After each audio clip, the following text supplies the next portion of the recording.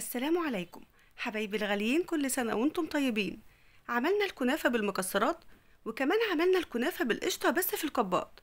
والنهاردة هنعمل صينية كنافة بالقشطة، حاجة كده روعة وطريقتها سهلة جدا وبتتعمل في دقايق وبتكون جاهزة. انتوا عارفين صينية الكنافة دي لو هتشتريها من بره فسعرها غالي جدا ويتعدى كمان 500 جنيه. انت بقى هتعمليها في البيت بأقل تكلفة، هو نص كيلو كنافة وشوية حاجات من البيت، وهتعمل أفخم وأروع صينية كنافة بالقشطة، حاجة كده مظبوطة على الآخر. الكنافة مقرمشة ودايبة وطعم الكريمة في منتهى الجمال. هنعرف كل تفاصيلها مع بعض، وهتعمليها أحلى من الحلواني نفسه، والكل هيحلف بطعمها وشكلها اللي يجنن. يلا بينا نشوف الطريقة. في الأول حط لايك للفيديو ونسمي الله ونصلي على الرسول صلى الله عليه وسلم. في البداية هتحضري الشربات قبلها بوقت علشان وقت ما نيجي نستخدمه بعد كده يكون بارد تماما.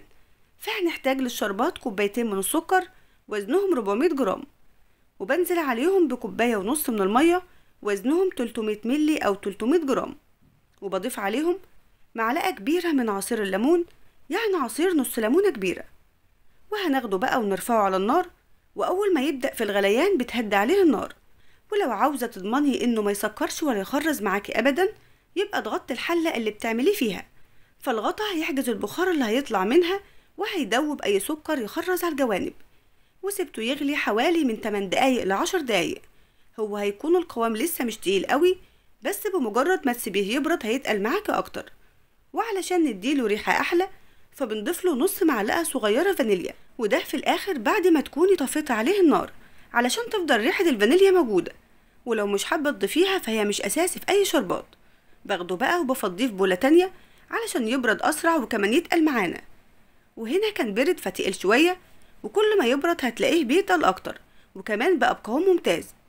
معايا نص كيلو من الكنافة، وعلشان تتقطع معاكي أسهل وأسرع يبقى هتجيبيها قبلها بيوم أو على الأقل قبل ما تشتغلي فيها ب3 أو 4 ساعات، وحطيها في الفريزر هتتجمد وهتعرفي تقطعيها في منتهى السهولة.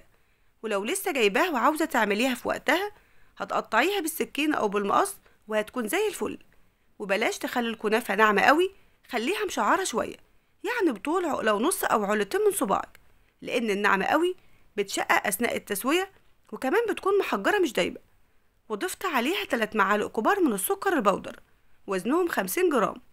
وفايدة إن احنا بنضيفه على الكنافة فبيخليها تتكرمل وتاخد لون حلو قوي وهي بتستوي، وكمان بيخليها متماسكة وقوامها بيكون مظبوط جدا. وقلبت الكنافة مع السكر لحد ما غلفناها بيه كويس، ونزلت على الكنافة بكوباية سمنة وزنها 200 جرام.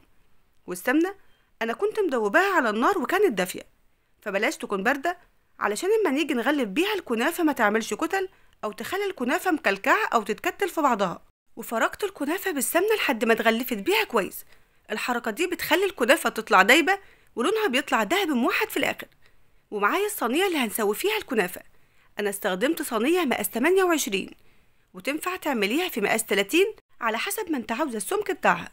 ونزلت بشوية كويسين من السمنة وبالفرشة، وهنوزع السمنة ونغلف كل أرضية الصينية وكمان الجوانب. كده بنضمن إن الكنافة بتاخد لون حلو أوي من تحت أثناء التسوية.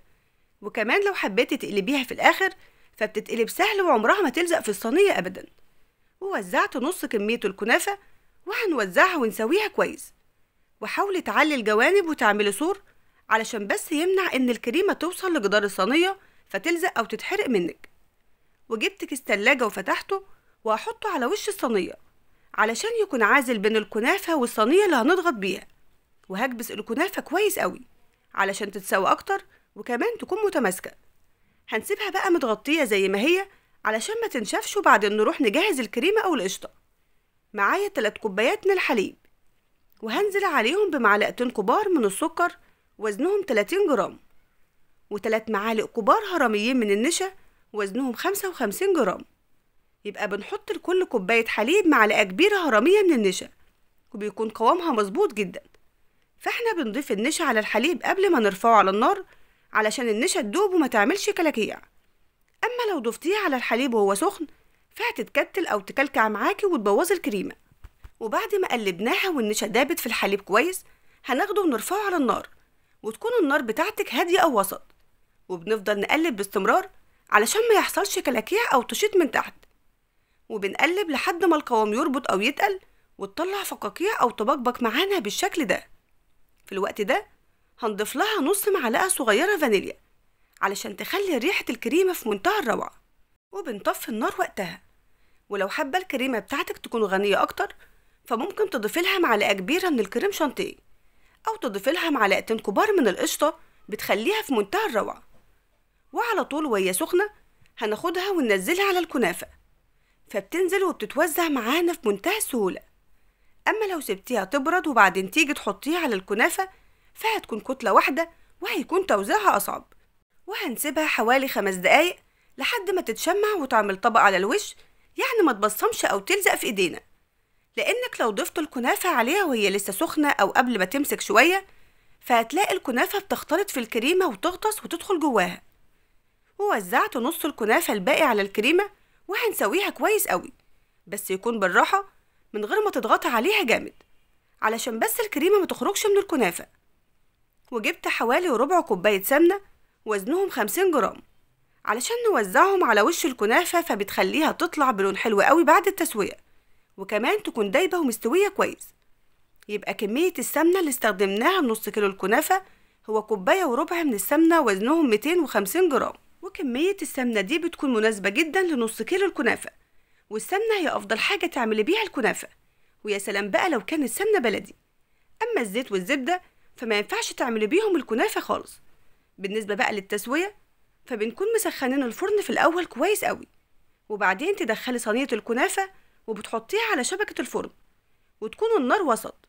وأول ما بتلاقي جوانب الصينية أو الحروف فصلت عن الصينية وأخدت لون ذهبي، بعدها تولعي عليها الشواية علشان تحمر وتاخد لون ذهبي من فوق. وأول ما بتخرجيها من الفرن على طول بتسقيها بالشربات التقيل البارد، فما ينفعش يكون سخن ولا خفيف علشان الكنافة ما تطراش أو تعجن مننا. فسقيناها بشوية من الشربات على وش الصينية، وبعدين خدتها وقلبتها على الناحية التانية وكملت توزيع عليها الشربات بالشكل ده علشان نضمن إن الشربات وصل لكل حتة في الكنافة، ولأن كمان طبقة الكريمة بتكون عازل بين الطبقتين. وما شاء الله اتشربت الشربات في منتهى السهولة، وكمان أخدت كمية الشربات كلها وكانت مظبوطة قوي.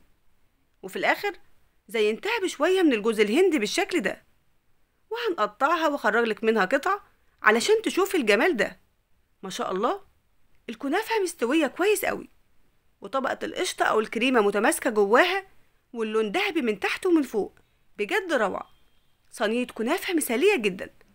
أما بقى عن الطعم والريحة فمفيش كلام أقدر أوصفها بيه، جمال من الآخر. وقرمشة الكنافة حلوة قوي مع دوبان مع طراوة من جوه. أحلى صينية كنافة بالقشطة ممكن تعمليها، وزي ما شفت إن طريقتها سهلة إزاي وما أخدتش وقت خالص في عمايلها، حاجة تشرفك بجد. انسي بقى الجاهزة، انسي إنك تفكري تشتريها من بره نهائي، واعمليها في البيت فبتكون أحلى بكتير وكمان مش مكلفة، وهتفرحي عيلتك بيها. فرمضان ما بيحلاش إلا بالصينية القمر دي. وكل سنة وانتم طيبين وتاكلوها في الهنا. وكده خلاص خلصت وصفة النهاردة، يا رب تكون الوصفة عجبتك. ما تنسيش تعملي لايك للفيديو واشتراك في القناة لو بتشوفيها لأول مرة. أشوفكم على خير في فيديو جديد ووصفة جديدة، والسلام عليكم ورحمة الله.